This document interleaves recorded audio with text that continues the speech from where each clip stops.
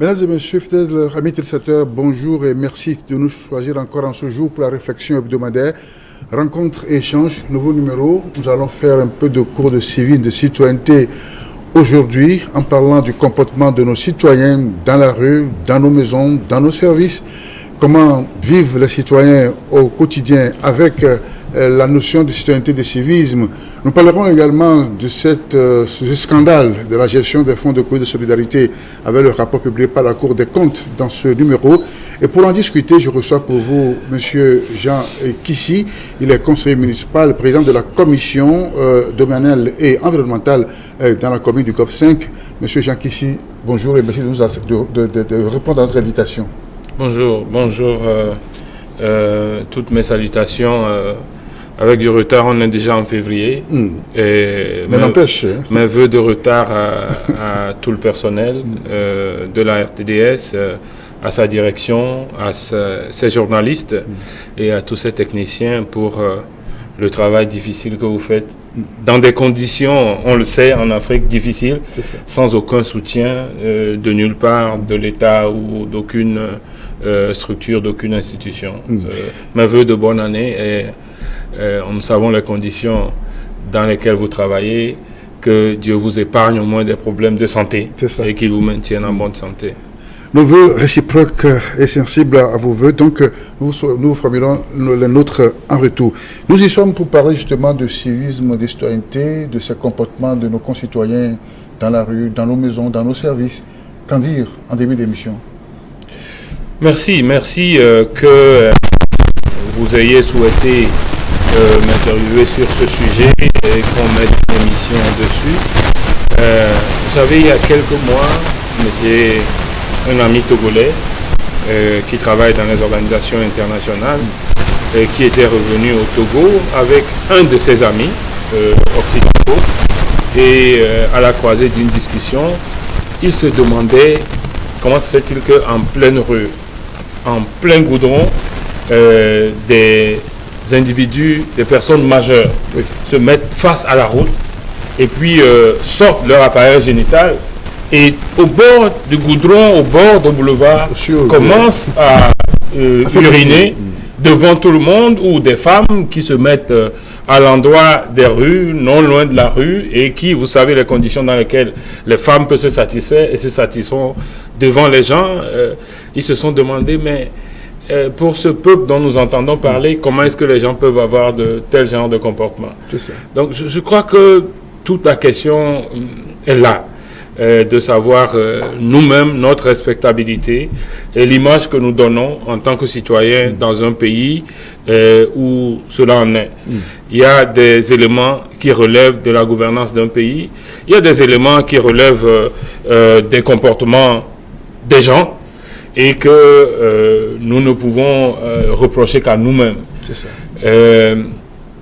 Les mêmes personnes ont constaté dans le quartier où ils ont habité que dans le quartier, les gens se permettent de faire de la lessive, de la cuisine dans leur maison et de venir jeter les eaux dans la rue. Quelquefois même devant leurs voisins. Voilà un peu un certain nombre de comportements que nous devons bannir au Togo, parce que... Mais il y a des besoins biologiques pressants. Uriner, par exemple, c'est un besoin à satisfaire. Si dans l'immédiat, on ne trouve pas un endroit approprié pour le faire, mais la faute n'est pas forcément... Non, vous avez raison, que dans un certain nombre de pays où nous avons visité, vous allez en Allemagne, vous allez en France, même dans un certain nombre de pays africains, vous allez à Kigali aujourd'hui, vous allez à Dakar aujourd'hui, ce que les gens font généralement, c'est pas qu'il y a des toilettes partout, mais lorsque vous passez dans la rue, même lorsque vous passez au bord d'une rue dans votre véhicule et que vous sentez un besoin pressant, vous pouvez descendre rapidement, aller dans le café d'à côté, aller dans l'hôtel d'à côté et demander à aller vous faire satisfaire. Donc, ces trucs sont rentrés dans la mœurs des gens.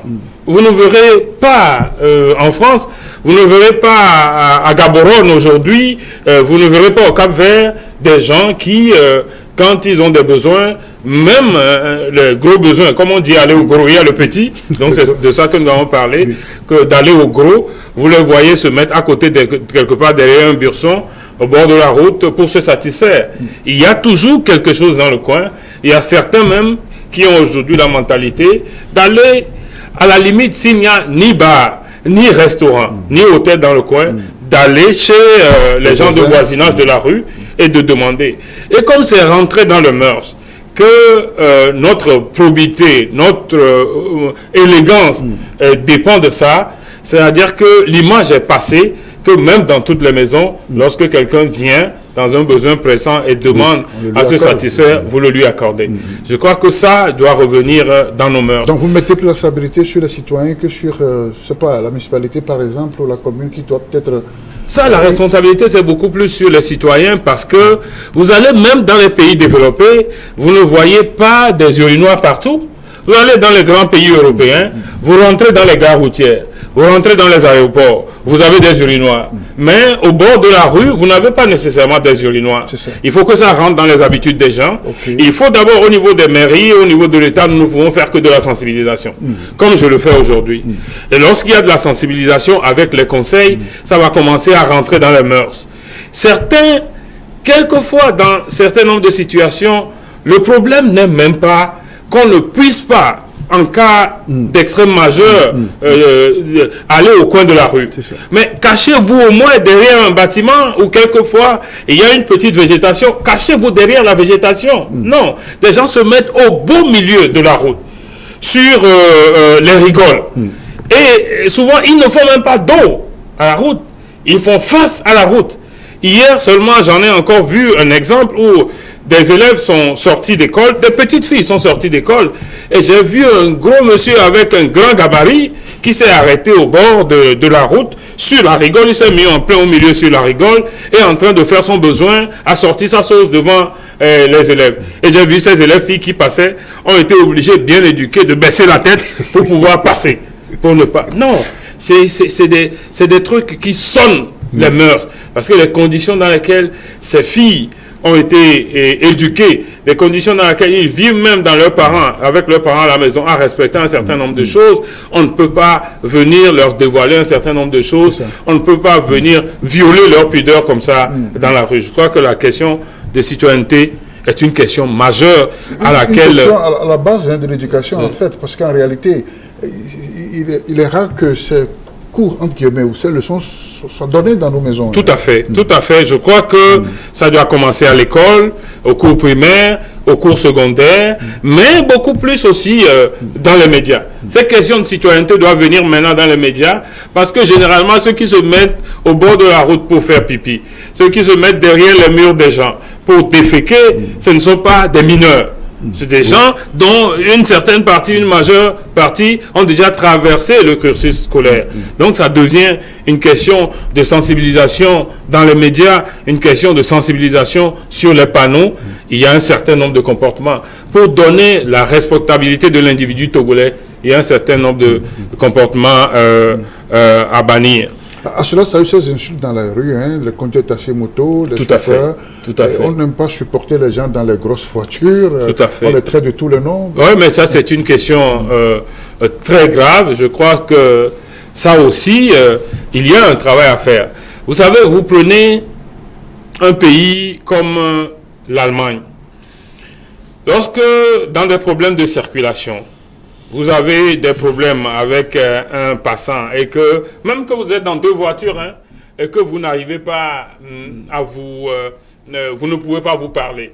Si d'aventure, vous lui faites ça, comme les gens font, mais il peut porter plainte contre vous et vous serez jugé. Demandez à tous ceux qui ont fait l'Allemagne, il peut porter plainte contre vous et vous serez jugé. Si d'aventure, il a la chance, à l'heure des réseaux sociaux maintenant, lorsque vous lui faites ça, de prendre une photo, mais comment c'est fini pour vous? Vous écopez de lourdes amendes. Et je crois que ça doit être fait. Et il n'est pas normal que dans la circulation, les gens s'en prennent aux gens. Souvent, on s'en prend aux femmes qui sont souvent au volant. Souvent, très souvent, hein, on s'en prend aux femmes parce qu'on est aigri. Et aigri, on ne comprend pas dans cette société masculine qu'une femme puisse travailler, puisse être à son propre volant. Et à cause de ça, on s'attaque à lui. Tout à fait. Vous savez, il y a un comportement ici sur lequel il faut faire de la sensibilisation majeure. Quand vous allez à Accra, à côté ici, la circulation à Accra est plus dense que la circulation du Togo. Les rush hour à Accra, là, mais il n'y a rien de comparable au rush hour au Togo. Mais même quand vous voyez les gens aller au boulot à Accra le matin, vous voyez les gens sur les grandes routes goudronnées et les gens qui viennent des voies secondaires pour couper les grandes routes, je constate à chaque fois que je suis dans la circulation là-bas que les véhicules qui passent, quand un véhicule qui est déjà dans la circulation sur la grande route passe, on laisse un qui vient couper la route rentrer et puis un autre passe comme si c'est un mécanisme, quoi.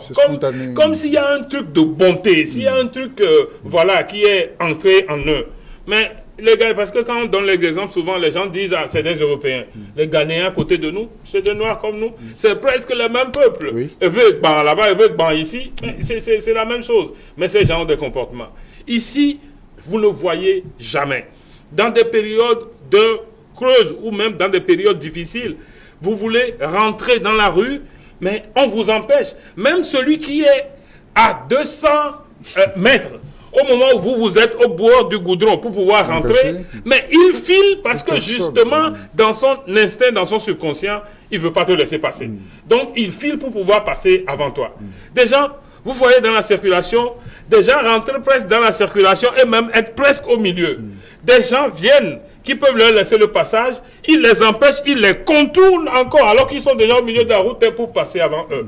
Vous sentez que, mais qu'est-ce que c'est? Il y a l'impression qu'il y a un instinct de quelque chose de volonté, je ne sais pas, une mauvaise volonté d'empêcher l'autre, une volonté de, voilà, de faire du mal à l'autre, aucune gentillesse, aucune bonhomie dans le comportement. Et je crois que ça, c'est vraiment des choses que nous devons éviter. Quand vous y pensez, qu'est-ce qui peut expliquer cet état de choses? Est-ce que le Togolais est toujours comme ça, de nature, ou bien... Non, il se pourrait aussi que les situations que le Togo a connues, vous savez, il y a des comportements qu'on appelle des comportements des peuples frustrés et que vous ne voyez pas chez les autres peuples. Vous voyez certains peuples, même, ils sont à un certain niveau à un moment. À partir du moment où ça commence un peu pas à aller dans leur vie, le comportement change. Mais il faut reconnaître que tout ça, il faut évoluer sur la base de la sensibilisation. Il faut que des personnes en qui on croit, des personnes qu'on respecte encore, des personnes pour qui on a de l'admiration, essayent de parler de ces sujets, essayent de faire de la sensibilisation. Parce que le bon vivre ne dépend que de ça. Tout à l'heure, vous citez à Kragana, on a vu des autorités sortir leur véhicule pour régler la circulation. Tout à fait. Et les gens respectaient en l'absence de feux tricolores. On a vu même Rollins le faire. Il a fait 2 fois à Accra où il s'est retrouvé dans des situations dans la circulation où la circulation est bloquée, il n'y avait pas de policiers, et personne ne voulait pas respecter, laisser l'autre passer, mais il a été lui-même obligé de descendre pour réguler la situation. Mais ce qu'il a fait en ce moment, pendant 15-20 minutes, ce n'est pas ces 15 minutes-là qui comptent. Mais pour tous ceux qui ont de l'admiration pour Rollins, le seul fait qu'ils ont fait ça veut dire que de manière instinctive, ils vont avoir un comportement corrigé chaque fois qu'ils se trouvent dans la circulation. Vous allez voir que la prochaine fois qu'ils vont être dans la circulation et que la circulation va être saturée, eux aussi ne vont pas essayer de s'engouffrer dedans à cause de ça qu'ils ont reçu. C'est comme quelque chose qu'ils ont reçu. À cause de ça qu'ils ont reçu, ils vont essayer, eux, de se mettre du bord de la route ou peut-être même d'aider à régler. Et progressivement, ces comportements rentrent dans les mœurs. C'est comme ça que vous arrivez à voir que certains peuples, les choses s'auto-régulent, comme si on amène les gens tous les matins dans l'église avant qu'ils ne rentrent dans la circulation. C'est ça. Et ça, c'est le job des forces de sécurité, n'est-ce pas? En fait, c'est le job des forces de sécurité. Ils sont souvent postés aux heures de pointe pour réguler la circulation. Oui, leur job, c'est de réguler la circulation. Mais le comportement humain ne se passe pas nécessairement au moment de réguler la situation. Le comportement humain dépend de la sensibilisation. Et la sensibilisation n'est bien reçue que lorsque ça vient des hommes que l'on aime, des hommes pour qui on voue une certaine admiration à un certain moment. Une sensibilisation faite par les pasteurs, faite par les prêtres, dans un certain nombre de conditions. Parce que les conditions dans lesquelles ça se fait, un prêtre, lorsqu'il fait une homélie, par exemple, ça se fait dans des conditions où tout le monde est silencieux. Tout peut passer. Vous sentez des vibrations rentrer. Lorsqu'il parle d'un certain nombre de sujets, ça frappe le cœur des gens comme si on exerce une puissance sur eux. Et dans ces moments-là, ces genres de sensibilisation passent bien. Lorsque quelqu'un s'accroche à une émission, qu'il suit un journaliste qu'il admire à la radio, et qu'on parle de ces questions de sensibilisation, qu'on parle de ces questions de civisme, de citoyens, celui-là, même s'il est pressé, il n'éteint pas la radio. Quelquefois, arrivé même à destination, il reste dans la radio jusqu'à l'émission finisse avant qu'il ne descende. Et c'est aussi le rôle du conseil municipal que vous êtes, n'est-ce pas? Oui, tout à fait. Des conseillers municipaux, j'ai dit, des leaders d'opinion, des gens pour qui le peuple a encore de l'admiration. Oui, et nous-mêmes, si on a un budget, le problème des conseils municipaux aujourd'hui, c'est qu'on nous a mis en place, on ne nous a rien donné. On nous a mis en place, on nous a laissé, on nous a donné toutes les responsabilités, mais on ne nous a rien donné. On veut même encore nous serrer plus. C'est pour ça que nous n'avons rien. Sinon, normalement, c'est des questions qui doivent être prises en compte par les conseils municipaux en faisant des spots publicitaires, des spots vidéo, en faisant des flyers, en les distribuant, en faisant des panneaux géants, les grands panneaux publicitaires qui sont là par exemple. Lorsque quelqu'un vient louer le panneau pour un mois, et il y a des périodes creuses où il n'y a rien. En principe, c'est dans cette période creuse que les mairies peuvent profiter pour faire des affiches et pouvoir les coller sur ces panneaux. Parce que eux-mêmes, étant gestionnaires de ces panneaux, ils ne sont pas obligés de payer pour des bons œuvres de sensibilisation lorsque ils mettent des affiches là-dessus. C'est ça. Rencontre Échange, un nouveau numéro. Nous parlons de civisme, de citoyenneté, à l'analyse des comportements de nos concitoyens dans un souci de sensibilisation de la masse populaire pour éviter ces genres de comportements dans nos rues, dans nos services et dans nos maisons. Et avec Jean Kissy, conseiller municipal du Golfe 5, c'est avec lui que nous faisons le tour d'horizon de ces questions de l'heure. Alors, monsieur le conseiller, et parlons encore. Il y a même question de la délimitation de vos territoires communaux. Et comment cela se passe? Est-ce qu'on arrive à se retrouver dans ces répartitions de vos zones d'influence? On a de sérieux problèmes. On a de sérieux problèmes. Je crois qu'un certain nombre de personnes qui, lorsqu'ils s'engagent dans une mission, ont envie de faire bien, ont le cœur de faire bien, sont obsédés à faire bien, on se mange la langue qu'on est rentré dans ce truc, qu'on est devenu des conseils municipaux. Je vous assure tout. On est amer, excessivement amer. Il y a des moments où on se dit, que diable allait-il faire dans cette galère? Franchement. Les communes. Vous savez, vous prenez une commune, vous êtes ensemble dedans. Pendant un certain nombre de temps, vous gérez cette commune-là, dans les délimitations requises. Et puis, arrivé à un certain moment, d'autres communes empiètent sur vos plates-bandes et viennent distribuer des avis de taxes dans votre commune. Et arrivé à un certain moment, on coupe une partie de votre commune, on le leur donne. Ils viennent distribuer des avis là-bas, et le Trésor fait avec, mais on n'arrive pas à vous dire si c'est vraiment votre délimitation ou si ce n'est pas votre délimitation. Est-ce que c'est pas tracé auparavant, avant les consultations locales? Non, le problème qu'il y avait au moment des consultations locales, c'est que ce n'est pas la délimitation des communes. Il y avait un tracé de délimitation de cantons. Parce qu'on avait fait en sorte qu'une commune regroupe un certain nombre de cantons ou se limite à un canton. Quand vous prenez chez nous, par exemple, dans le Grand Lomé, on a voulu que les communes se limitent, chaque commune prenne la délimitation d'un canton. C'est pour ça qu'il y a un certain nombre de cantons qui, en fait, n'ont même pas la grandeur qui peut faire une commune, mais compte tenu de cette loi, de cette réglementation, ils sont devenus des communes. Vous avez des communes qui font 6 km². Vraiment, on te demande, mais qu'est-ce qu'ils peuvent faire en tant que commune? Mais dans le Grand Lomé, mais ils sont là, compte tenu de cette délimitation. Alors, la question qui se pose, c'est est-ce que nous ne connaissons pas la délimitation des cantons?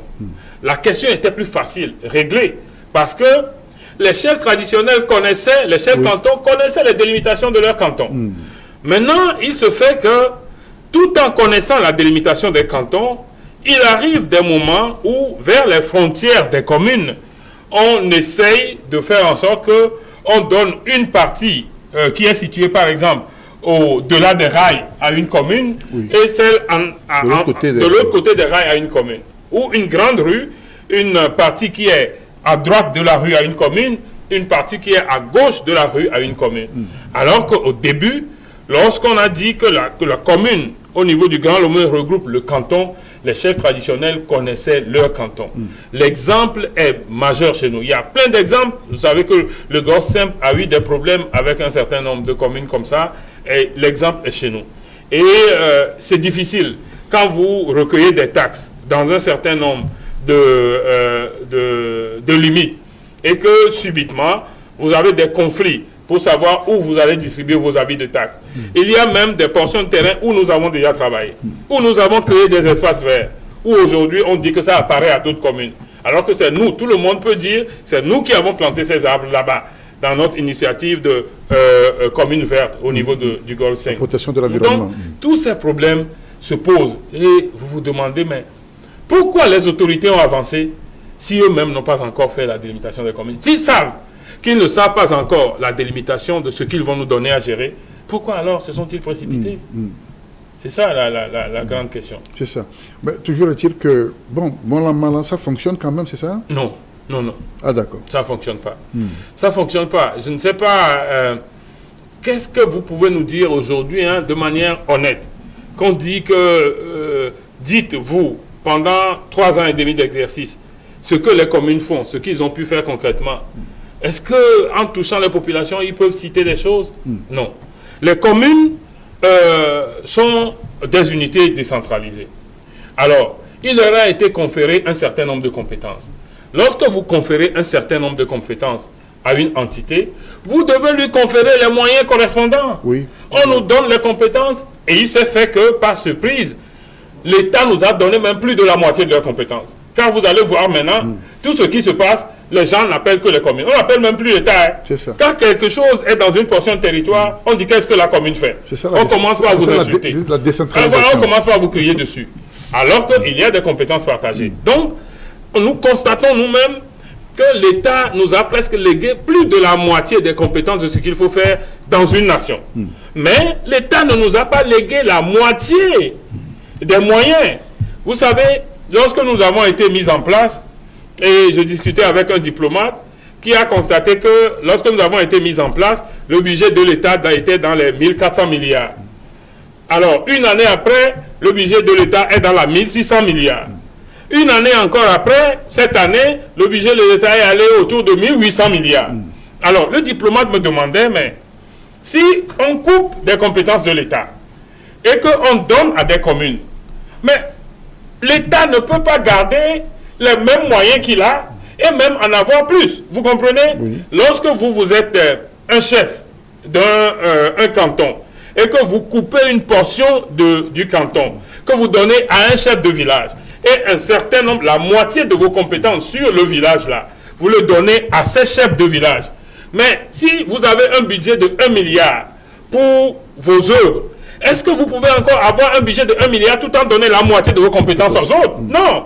Votre budget doit tomber à 500 millions et leur budget ensemble doit aussi faire 500 millions et on verra par là que vous avez transféré la moitié de compétences aux communes et que vous leur avez transféré la moitié de moyens. Une commune comme la nôtre, l'année passée, Golfe 5. La deuxième plus grande commune en popularité et en densité au Togo. L'année passée, on n'était même pas à 700 milliards de budget. Mais on a plein de choses à faire. On a les déchets à ramasser, ce qui est lourd. On a les rues, toutes les rues à balayer. On a les caniveaux à cuver. On a des routes à réparer. Mais avec 700 millions toute une année, et on a tout un tas de personnel pour régler les choses, pour gérer l'administration, pour gérer les finances, pour faire les certificats d'hébergement, et les certificats de légalisation aux gens. Mais avec 700 millions, qu'est-ce que vous allez faire? Vous allez acheter des beignets avec? Mais 700 millions, c'est pour acheter des beignets. C'est un sérieux. Garou, on l'a bloqué. Mais comment est-ce qu'on peut demander à des communes de fonctionner avec tant peu de moyens? Et aujourd'hui, on a essayé, cette année par exemple, on a essayé d'élaborer un budget. Quand on est allé, ils nous ont dit encore de couper 200 millions dessus. Mais on ne sait pas comment nous avons fonctionné. Ce que j'ai remarqué, Et que peut-être... Alors, qui définit le budget des communes? Ce n'est pas la commune elle-même, c'est encore le pouvoir central? Non, c'est nous qui définissons nos budgets. Oui. Mais d'où viennent les ressources? Ayant transféré un certain nombre de compétences, l'État doit évaluer les ressources qui vont avec ces compétences-là lorsque c'était encore dans ses mains et nous transférer ces ressources. C'est comme ça que ça doit aller. Je suivais une émission où un ministre, je crois que c'était le ministre Ayoadan, disait que pendant 3 ans, que l'État a accordé 15 milliards aux communes. Alors, quand on donne 15 milliards aux communes pour 3 ans, petit calcul mathématique, ça fait 5 millions par an, n'est-ce pas? Ça fait 5 milliards par an. 15 milliards dans 3 ans, ça fait 5 milliards par an. 5 milliards par an, on est 117 communes. Quand vous divisez 5 milliards par 117, vous êtes, si je ne me trompe, hein, si mes instincts mathématiques sont encore là, vous êtes autour de 43 millions par an. Qu'est-ce qu'une commune peut faire avec 43 millions par an? Soyez sérieux. Non, une commune. On vous dit que c'est vous qui devez ramasser les déchets. C'est vous qui devez gérer les questions d'inondation. Vous devez évacuer la population lorsqu'elles sont inondées. C'est vous qui devez gérer les écoles primaires, réparer les toits, faire des choses, réparer les sols pour que les enfants ne tombent pas dans les salles de classe. C'est vous qui devez cuver les caniveaux. Vous savez comment c'est difficile de cuver les caniveaux? C'est vous qui devez reboiser. Et on vous donne ça. Et on vient dans la radio crier qu'on a donné 15 milliards. Lorsqu'on dit 15 milliards ça en 3 ans, la façon dont c'est globalisé, ça sonne gros. Et j'ai suivi l'émission dans laquelle il était, que tous les journalistes, ils étaient là à regarder, mais parce que instinctivement, tu ne fais pas le calcul pour voir que ça fait peut-être 43, au maxi 43 milliards pour chaque commune. Vous allez dans des communes comme à Dakar, au Sénégal. Vous allez même dans des communes comme au Cameroun. Vous allez au Cameroun, Kribi. Kribi seul est divisé en 2. Il y a Kribi 1 et Kribi 2. C'est des communes dans lesquelles l'État affecte pas ce que l'État affecte pour compléter le budget des communes. Jusqu'à 900 millions à la commune. Et quand vous rencontrez ces maires-là dans des réunions, ces maires vous disent que ce n'est pas suffisant. Mais vous rigolez parce que quand vous vous imaginez que vous, ici, vous avez 40 millions et qu'il a 900 millions, il est là à se plaindre pour dire qu'est-ce que je vais faire avec ça. Mais tu comprends qu'on est pris en otage au Togo. Non, c'est-à-dire que c'est un simulacre de décentralisation qu'on fait. En fait, c'est une question d'essayer de nous mettre en place, de transférer les compétences aux communes, de transférer les responsabilités aux communes pour que désormais, quand quelque chose se passe, les gens disent que c'est les communes, pour qu'on laisse le gouvernement tranquille. Voilà. C'est une façon de s'absoudre indûment de ses fautes et de le porter sur la tête de quelqu'un d'autre. Voilà. Des fois, on peut considérer que c'est le début, n'est-ce pas, de la centralisation. Il y aura certainement des couacs, n'est-ce pas? Oui, mais... Plus après, ça va... Oui, mais il y a des couacs. Puisqu'à côté, vous avez les taxes municipales que vous percevez. Oui, mais les taxes municipales font combien? Nous ne pouvons pas continuer à poncer la poche des populations pour rien. C'est-à-dire que si nous voulons vraiment rentrer dans notre exercice et que l'État ne veut pas faire des efforts, ça veut dire que quand nous avons nos communes, nous aussi nous voulons travailler, nous devons serrer les populations. Et des grandes communes comme nous devons aussi arriver à 2 milliards, 2,5 milliards par an. Si nous faisons en sorte que nous ayons 2,5 milliards de notre propre poche et que l'État garde ce qu'il avait déjà, ça veut dire qu'on est obligé de fonctionner comme des sanctuaires. On est obligé de presser la population. Mais est-ce que l'objectif d'un gouvernant, c'est de prendre dans la poche des populations et que les populations deviennent miséreuses? Est-ce que c'est ça? Non. Non, c'est-à-dire que la donne est une maxime, tout simplement. Lorsque vous transférez des compétences à quelqu'un, vous lui transférez des moyens correspondant à ces compétences-là. S'ils savent, dans la dynamique, que les compétences transférées aux communes sont des compétences qui vont dans le tiers de leurs compétences, mais automatiquement, le tiers de ce qu'ils ont l'habitude de dépenser doivent être transférés aux communes. C'est logique, ce n'est même pas une question de début. Ça, vous devez même le penser avant d'avoir mis les communes en place et même avant de faire les locales. Ce n'est pas une question de on est nouveau en place. Non, non. Gouverner, c'est prévoir d'ailleurs. Ou bien, est-ce qu'on peut dire qu'on est gouvernant sans qu'on ne prévoit pas, sans qu'on n'anticipe pas les choses? Tout à fait. Il y a actuellement la question de guérissement des voies avec tout ce qui est comme baraques et autres au bord des routes. Ça aussi crée des problèmes. Il y a une date butoir, c'est le 15 février, je crois. Le 15 février. Non, c'est une très grande question. C'est une très grande question. C'est vrai que nous tous, nous sommes admirateurs des pays ou des villes où il y a de la beauté. Et nous avons même envie d'immigrer là-bas. Vous allez à Dakar aujourd'hui, qui est une ville de commerçants. Donc ça veut dire que c'est des musulmans. Et les musulmans, en majorité, c'est le commerce, quoi. C'est-à-dire que vous l'avez dans le sang. Vous êtes musulman, même si vous avez fait un grand diplôme, vous êtes commerçant d'abord. Quand vous allez à Sokolé, par exemple, c'est ça. Au bord de la route. Tout le monde est commerçant d'abord. Et maintenant, il y a de grands diplômés parmi eux, comme nous le connaissons. Donc, même dans un pays de commerçants comme ça, on est arrivé à faire en sorte que de faire le désencombrement des rues de Dakar. Ça a été réalisé. Moi, on m'a invité, j'ai été voir quand j'ai été député. On m'a montré comment c'est fait. Vous allez à Kigali aujourd'hui, vous avez la même chose. Vous allez en Tanzanie, dans sa capitale, c'est ça qui est en cours. À Zanzibar, tout ça, vous allez, c'est ça qui est en cours. Vous allez aujourd'hui, et ça, je vous le dis, je vous demande tout simplement, si vous avez la possibilité, dans les 15 jours à venir d'y aller. Vous allez à Cotonou, au cœur de Cotonou, vous voyez la beauté de ce qui est en cours. Depuis seulement 6 ans que le gars est au pouvoir, et vous ne comprenez pas. Il a demandé d'abord, avant de commencer le déguerpissement, vous savez ce qu'il a fait? Il a demandé à tous les grands occupants des grands bâtiments, des grandes sociétés au bord de la route, il leur a donné un ultimatum pour arranger le mur extérieur, pour leur donner un aspect de qualité de la ville. Donc, vous avez le délai pour le faire. Vous ne le faites pas, l'État vous le récupère et l'État le fait. Et alors là, on vous contraint, on le met sous hypothèque comme on a l'habitude de le faire. Donc, c'est par là que ça a commencé. C'est ce qui a fait que l'État même a réaménagé tous ces bâtiments, a réaménagé les devantures de ces bâtiments. Vous passez dans la rue devant les bâtiments, dans le quartier officiel, vous passez au cœur de Cotonou, vous vous demandez, ah, c'est Cotonou ça. Vous allez, si vous avez été à Cotonou il y a 10 ans, vous vous demandez, mais comment ça peut se réaliser en quelques années? Donc, c'est ça qui a commencé. Et après, on a demandé aux commerçants de partir. Ceux-mêmes qui ont commencé à aménager leurs bâtiments, progressivement n'ont plus accepté de refaire une nouvelle belle bâtisse au devant de leurs bâtiments et de laisser les commerçants encombrer là-bas. Donc, c'est comme ça que c'est venu.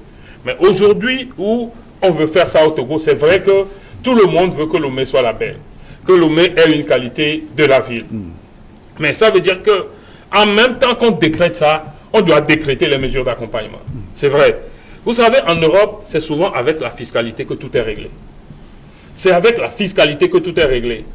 Lorsque vous avez une petite boutique de 12 mètres carrés que vous avez louée quelque part, on vous met la fiscalité. Pour tous les 12 mètres carrés, la fiscalité pour tous ces magasins-là, c'est, disons, 25 000 francs par mois. Et qu'on a des points bonus. Que si toi, tu arrives à louer une boutique, tu arrives à avoir un tel design, tu arrives à avoir un tel design, tu as plus 1, plus 2, plus 3, plus 5. Et plus 5 veut dire 15 000 francs d'exonération. Ça veut dire que celui qui a fait le sacrifice d'aller louer une boutique, qui est dedans, il paie moins de taxes à la fin de l'année que celui qui est allé construire son, comment vous appelez le truc qu'on fait en tôle là, baraque ou bien comment on l'appelle, conteneur, voilà, que celui qui est allé faire son conteneur dans la rue. Du coup, quand lui aussi il voit qu'à la fin de l'année, l'autre paie 180 000 francs, et que l'autre, parce qu'il a pris une petite boutique bien aménagée, il paie 90 000 francs, elle va réfléchir à aller aussi louer une boutique. Quand nous, on était en Allemagne, il fut un temps, les gens créaient on a dit, on a fait une promotion que tout le monde peut créer une société avec 1 euro. Moi aussi, j'en ai créé. Et lorsque je cherchais de la place pour installer ma société que j'avais créée, j'ai découvert un certain nombre de choses. On avait dit, sur les taxes que nous payons, lorsque vous allez louer une boutique, et que vous-même, vous arrangez 2 parkings, c'est-à-dire qu'il y a de l'espace devant la boutique, mais vous mettez les maçons pour arranger 2 parkings, vous voyez votre taxe divisée par 2. Ça veut dire que le seul fait que vous ayez... Le parking n'est pas pour vous, hein. C'est pour permettre, au lieu que les véhicules gardent dans la rue pour vouloir acheter les choses, bloquer la circulation, qu'ils aient de l'espace. Donc, tous ceux qui viennent dans les autres boutiques aussi peuvent venir. Mais toi qui as mis le parking devant la boutique que tu as louée, tu as l'avantage que si tu paies 300 € à la fin de l'année, tu paieras 150 €. Mais qui ne va pas vouloir dépenser 500 € pour faire ce parking-là et pour avoir cette exonération? Parce qu'en 3 ans déjà, vous avez récupéré cet argent. Donc, c'est ce que moi je disais quand j'étais à l'Assemblée, que c'est la fiscalité qui règle en fait tout. En fait, on n'a pas besoin d'imposer.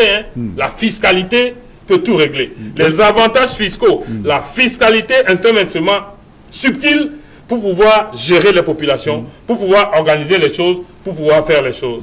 Donc, on aurait pu combiner depuis un certain nombre de temps et les mesures fiscales et les avantages et encourager aussi les banques. Encourager les banques. Les banques n'aident pas les opérateurs économiques ici. Les banques togolaises ne sont pas des banques. Ce sont, je ne sais pas, ce sont des structures d'épargne qui prennent l'argent des citoyens pour fonctionner. La banque est appelée à financer. Vous allez en Europe, dans un certain nombre de pays, ce que nous faisons ici, là. Vous, en tant qu'un ami, M. Husson, je ne viendrai pas emprunter de l'argent chez vous. On n'emprunte pas de l'argent chez des individus comme on l'envoie ici, après il y a des querelles. Parce que c'est chez la banque qu'on emprunte de l'argent. Même quand je veux acheter, vous voulez acheter cette table-là, ou mon lit qui est dans ma chambre, je suis en mesure d'aller chez la banque et puis de dire la banque m'achète le lit. Et puis la banque défalque ça sur mon truc-là. Donc voilà des mesures qui permettent. Quelles mesures incitatives, quel travail l'État a fait avec les banques pour que l'État encourage les gens de métier, pour que l'État encourage les opérateurs, les banques à soutenir les opérateurs économiques avec des garanties derrière, même des garanties. La réassurance de ces banques-là, c'est l'État qui doit l'engager pour que les banques puissent suivre les opérateurs économiques, qu'ils puissent s'installer dans des boutiques proprement dites, etc. Rien n'est fait dans ce sens. C'est vrai qu'il faut que notre ville aussi soit belle. On ne peut pas, dans une situation géographique donnée, avoir la ville poubelle, la ville la plus archaïque dans la sous-région. Mais c'est vrai qu'il y a des mesures incitatives, il y a des mesures d'accompagnement que l'État doit mettre en place. C'est sûr que ça fera beaucoup de bruit en cas de mécontents. Tout à fait. Surtout qu'on a laissé les gens mettre leurs conteneurs partout. Tout à fait. C'est le laisser-aller qui a causé ce que nous avons aujourd'hui. Eux-mêmes, leur laisser-aller qui a causé. Aujourd'hui, ils se sont levés, je dis, des gens l'ont fait. Est-ce que le Togo ne le fera jamais? Est-ce qu'on est condamné à rester comme ça? Mais il faut prendre conscience que lorsque le mal a atteint un certain nombre de niveaux, les mesures d'accompagnement qui doivent l'accompagner, l'accompagnent. La même mesure, on peut le faire et ça peut amener des couacs, ça peut amener des querelles, ça peut même amener des mouvements. Ça peut amener des mouvements. Mais la même, on peut l'exécuter en sachant intelligemment, avec des bons ministres, avec des gens qui réfléchissent sur l'avenir. C'est-à-dire que des hommes d'anticipation, on peut le faire et ça peut passer comme sur du vélo. Bien, merci. Autre point de notre discussion de ce jour, c'est cette situation avec la question des fonds de gestion de solidarité de Covid, exercice 2020. La Cour des comptes a publié son rapport, un rapport accablant, on dit, parce qu'on a appris des choses terribles. Ça fait jaser beaucoup sur les réseaux sociaux, beaucoup de commentaires dans les médias. Le gouvernement a sorti un communiqué ayant pris acte et parle d'une certaine correspondance de ce rapport avec ce qui est fait sur le terrain. Oui. Vous savez, lorsque le rapport est tombé, l'organisation politique dans laquelle je suis, et c'est le cas, vous le savez, je ne suis pas ici à ce titre, mais tout le monde sait que je suis cariste, que je suis donc le secrétaire général du CAR. L'organisation politique dans laquelle je suis a pris du temps pour analyser avant de réagir. Notre réaction va sortir parce que la question que nous nous sommes posée dans un premier lieu, c'est pourquoi ce rapport? Pourquoi en ce moment? C'est ça. Quel est le motif? Je ne sais pas si vous, journalistes, vous avez posé cette question. C'est le gouvernement qui a géré. Le gouvernement est là. Et c'est le gouvernement qui commandite l'audit. Et puis, ils sortent l'audit et l'audit fait jaser.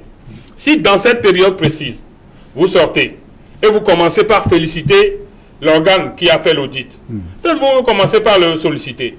Mais il peut y avoir des éléments cachés. Comme vous dites souvent dans votre jargon, il faut lire entre les lignes.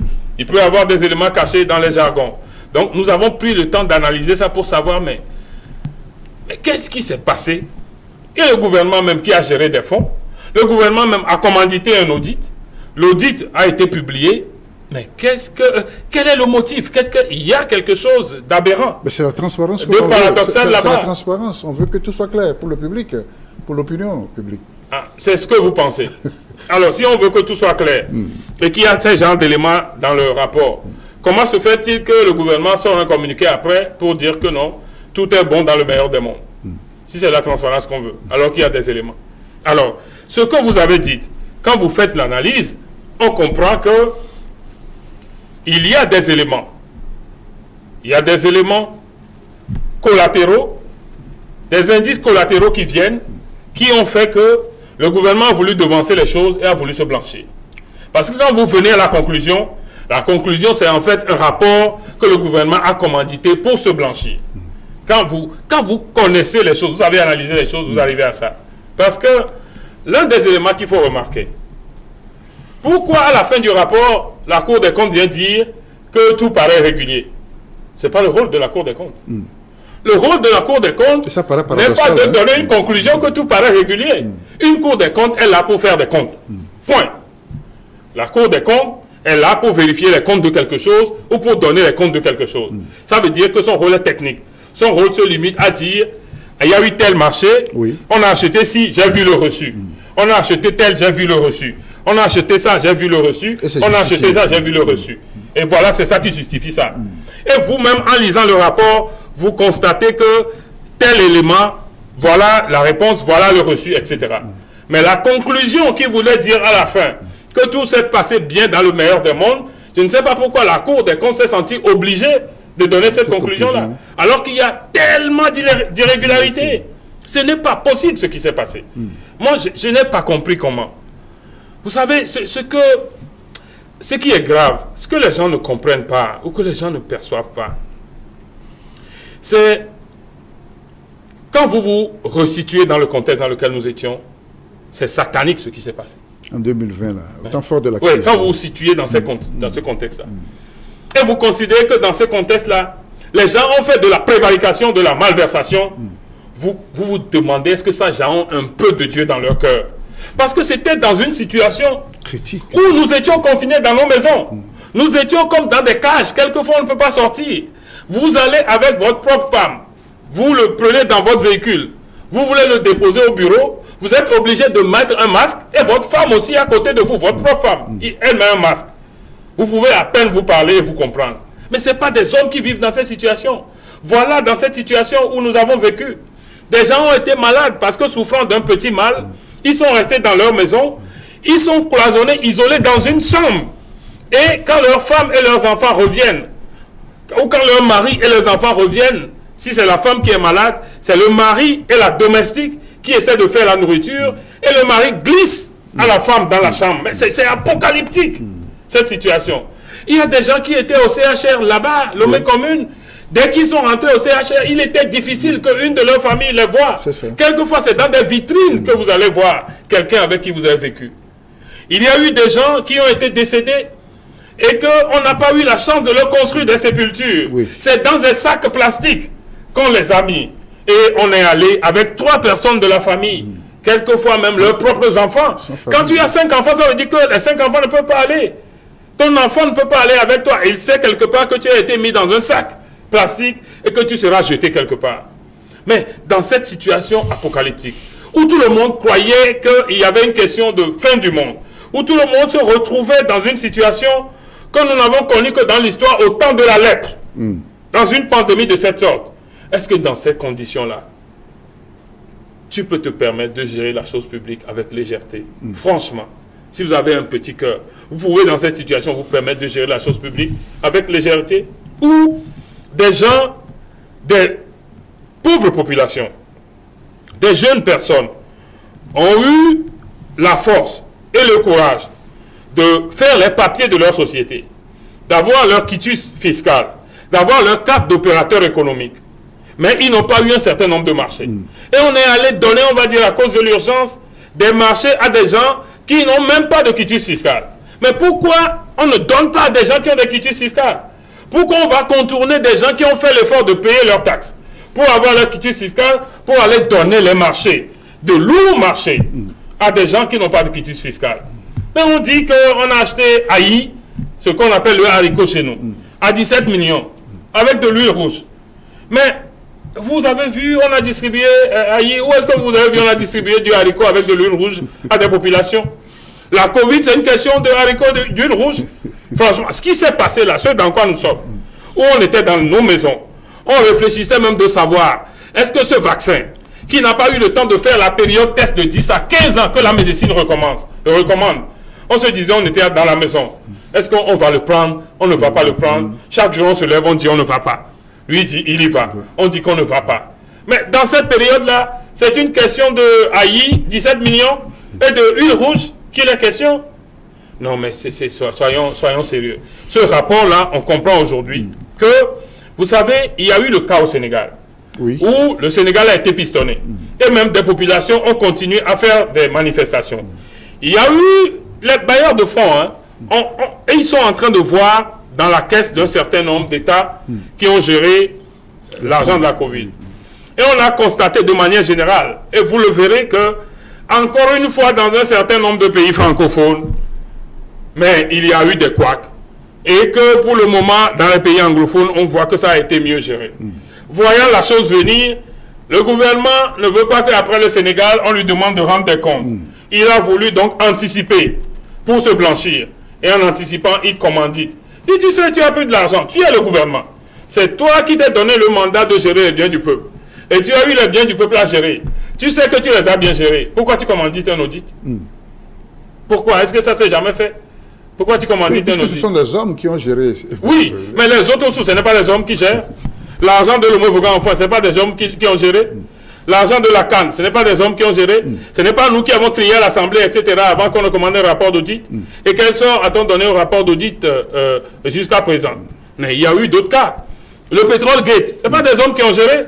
Jusqu'à présent, cette question est là. Mais pourquoi est-ce qu'on trouve qu'il faut faire un audit sur la question? Et pourquoi on limite à 2020? Pourquoi on limite à 2020? L'audit ou le compte qu'on rend, la reddition de compte sur une gestion, se fait chaque fois à N-1, à l'année -1. On est déjà en 2023. Ils peuvent même faire pour 2022. Mais à la limite, s'ils disent qu'on est à l'orée de 2023, l'année qui est la plus proche, qui est la plus présente dans l'esprit des gens, c'est 2021. Pourquoi ils disent 2020? Pourquoi ils ne font pas 2021 en même temps? Pourquoi l'audit? Tout le monde sait combien coûte l'audit. Tout le monde sait le temps qu'on met, même si c'est la Cour des comptes. C'est cher. Pourquoi faut-il commanditer? Surtout qu'il faut prendre des auditeurs externes pour venir aider la Cour des comptes. Pourquoi il faut commanditer pour 2020? Après, on va crier, ils vont commanditer pour 2021. Ils ne vont même plus commanditer pour 2021. Parce que comme ils veulent se blanchir là, et la chose a tourné au vinaigre comme ça, attendez de voir, ils ne vont même plus commanditer pour 2021. Et c'est resté comme ça, dans le meilleur des mondes. Est-ce que ça veut dire que toutes ces personnes citées dans ce rapport donc, ne seront pas inquiétées? C'est ce que moi je ne comprends pas.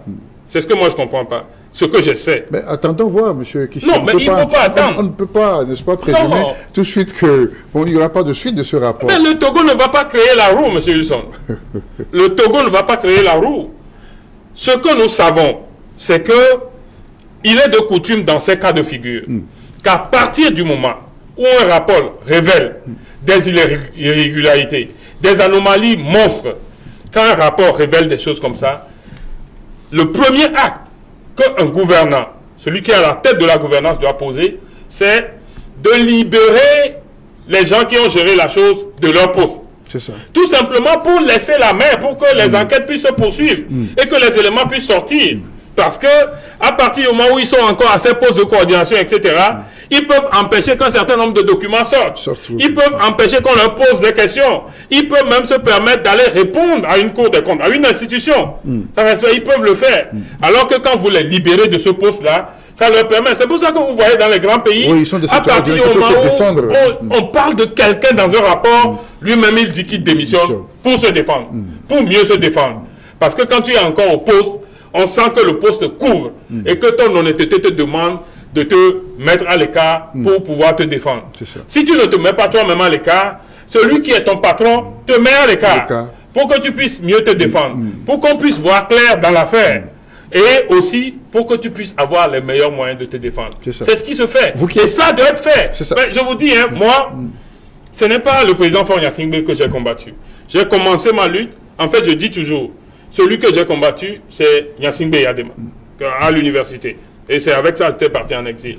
Donc, c'est ce combattant de la démocratie que je suis resté jusqu'à aujourd'hui, que je suis opposant au régime de Faure Gnassingbé.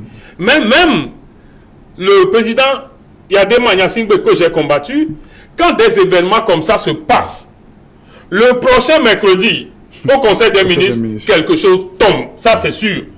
C'est sûr. Moi, je l'ai combattu. Sa dictature. Mais c'est clair que tous les Togolais vous diront que ce serait au temps de Yadema. Le mercredi, là, tout le monde va aller s'asseoir derrière la TVT en attendant les décisions du Conseil des ministres. Et les décrets vont tomber. Les gens vont tomber. Ça, c'est sûr.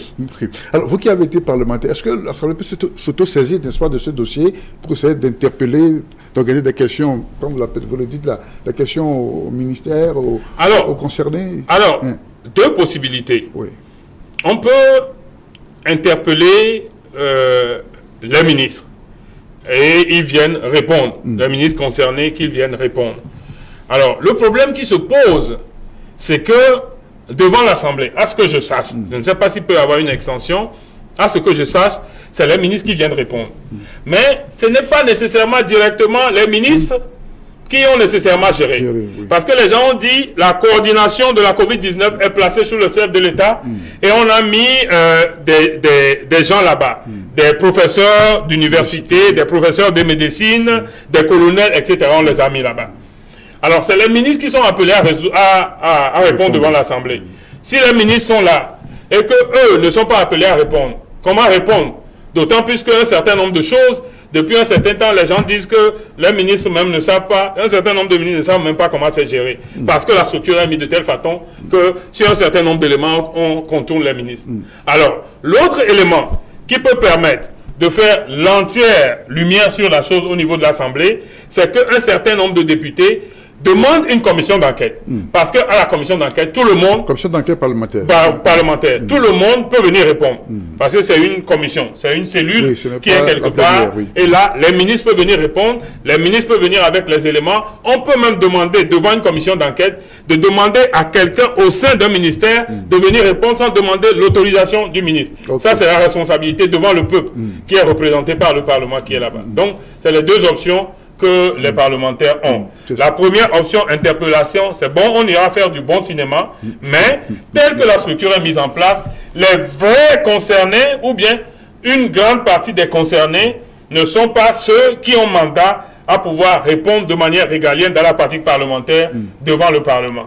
Alors, la commission d'enquête parlementaire devient la deuxième option qui s'offre aux gens pour pouvoir faire cet exercice. Vivement que ça se passe pour qu'on ait plus d'idées sur ce qui s'est réellement passé. Je ne jure de rien.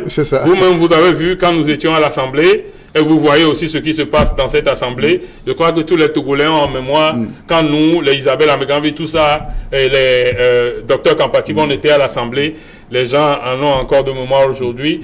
Aujourd'hui, cette Assemblée qui est là, je ne jure de rien, et je reconnais aussi que c'est nous-mêmes qui avons boycotté les élections et que c'est comme ça. Très bien. Alors, très rapidement, cette situation dans le nord du pays, avec pratiquement des attaques, chaque semaine qui passe, chaque jour qui passe, ça devient de plus en plus des enlèvements de bétail, de personnes qu'on retrouve après mort. Ce sujet, très rapidement. Ce sujet est trop grave. C'est ça. Et les éléments que j'ai, il est une minute est difficile pour régler ces questions. J'ai essayé, je suis allé même au Burkina. Je suis allé au Burkina. J'ai rencontré un certain nombre de journalistes. J'ai essayé un peu de sonder. Il y a une lutte djihadiste. Il y a un effet un peu religieux derrière. Il y a un effet aussi communautaire. Vous savez, les pantalons côtes, comme on le dit. Je ne dis pas plus. Mais il y a aussi d'autres éléments sociaux derrière. Et qu'il faut tenir compte de tout. S'il suffit de crier des djihadistes sur les médias, ça va être encore une manière de bluffer.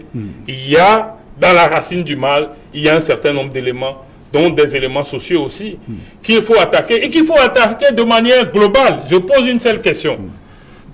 Monsieur Wilson, pensez-vous que les populations, la situation des populations de Pligou, où on met un programme spécial dans la savane, de Pligou dans la savane, est différente de la population de nos populations à Essayana, est-ce que la situation de nos populations à Pligou, dans la savane, est différente de la situation de nos populations de Sayana, quelque part dans le Yoto, dans un coin? Non. Donc ça veut dire que la question doit être prise de manière globale. Cette façon aussi de courir pour dire on va mettre des programmes dans la savane. Et c'est bon de mettre. Au moins la question djihadiste a réveillé les gens pour dire au moins il faut aller faire quelque chose avec le minimum de contribution que les Togolais donnent. Mais la question doit être prise de manière globale parce qu'ils sont à nos portes. Voilà. Vraiment, il faut prier pour le pays. Parce mais que, si un jour nous avons une autre émission, nous avons assez de temps, et ça permettra de discuter de ces questions dont les racines sont profondes, dont je connais pour avoir circulé dans un certain nombre de pays, avoir parlé avec des personnes avisées dont je connais un certain nombre d'éléments. Bien, merci M. Jean Kissi pour ce temps passé dans nos studios à réfléchir sur les questions de citoyenneté, de civisme. Et on a terminé par ce scandale de la gestion des fonds de solidarité de Covid. Après donc le rapport d'audit publié par la Cour des comptes. Merci à vous pour ce temps passé. Un dernier mot très rapidement? Non, c'est moi qui vous remercie et dire aux Togolais que les Togolais ont l'impression aujourd'hui que tout est fini, qu'ils sont laissés à eux-mêmes, que rien n'est plus possible. Non, moi je vois une lumière. L'espoir encore permis. Oh, je vois une lumière à l'horizon. Je ne sais pas quelle trajectoire, je n'arrive pas à le qualifier puisque je ne suis pas un divin, mais je vois une lumière à l'horizon. C'est cela. Ouais, cela aura besoin encore d'une partie de lutte, mais je vois quand même, je peux le dire. C'est dans le désespoir que l'espoir est le plus vivace, disait l'auteur. C'est la fin de ce numéro de Rencontre et Échange. Merci à vous, amis téléspectateurs, de nous avoir accordé votre attention. On se retrouve samedi prochain pour d'autres réflexions. Au revoir et à très bientôt.